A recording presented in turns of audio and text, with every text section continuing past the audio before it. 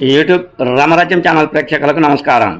ఈరోజు రథసప్తమి వేడుకలు ఘనంగా పులివెందుల్లో అనే అంశంపై విశ్లేషణ. ఈ విశ్లేషణ మీరు చూసే ముందుగా మీరు నా ఛానల్ లైక్ చేయండి, షేర్ చేయండి, ఆ తర్వాత సబ్స్క్రైబ్ చేయండి.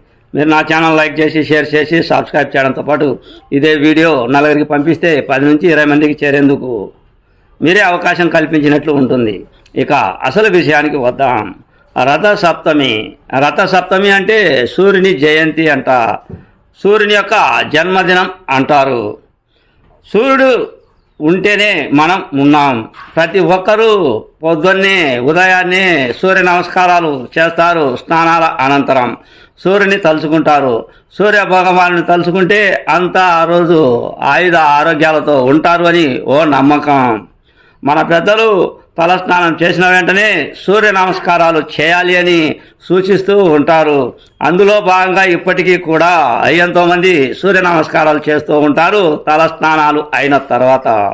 అయితే ఈరోజు ప్రతి ఏడాది రథసప్తమి వేడుకలు ఘనంగా నిర్వహిస్తారు. ఈ ఏడాది కూడా ఈ 4వ తేదీ ఫిబ్రవరి 4వ తేదీ రథసప్తమి, అదే సూర్యుని జయంతి, సూర్యుని యొక్క జన్మదినం వేడుకను ఘనంగా జరుపుకుంటారు.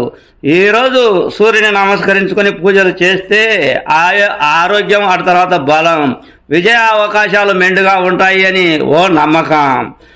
ఈరోజు రథసప్తమి రోజు, అదే సూర్య జయంతి రోజు ఉపవాసం ఉండి సూర్యునికి పూజలు పురస్కారాలు చేస్తే మహాపుణ్యము అంటారు, ఆరోగ్యంతో ఉంటారు అంటారు. ఇది పక్కన పెడితే ఈరోజు రథసప్తమి గనుక ముఖ్యంగా మహిళల విషయానికి వస్తే, మహిళలు రథసప్తమి రోజున ఇంటి ముందర రథాల ముగ్గులను వేసేందుకు పోటీలు పడుతూ ఉన్నారు. ప్రతి మహిళ ఇంటి ముందు దాదాపుగా రథానికి సంబంధించిన ముగ్గులు ఎక్కువగా కనిపిస్తూ ఉన్నాయి. ఇది పులివెందుల్లో కూడా దర్శనం ఇస్తూ ఉన్నాయి. మహిళలు పోటీలు పడి రథసప్తమి వేడుక రోజున ఉదయాన్నే లేచి స్నానాలను ఆచరించి ఆ రథ ముగ్గులను వేయడం రివాజ్గా మారింది అనేదే నా ఈ చిన్న వీడియో. మీ సీనియర్ జర్నలిస్ట్ దేరంగుల కృష్ణయ్య. నమస్తే.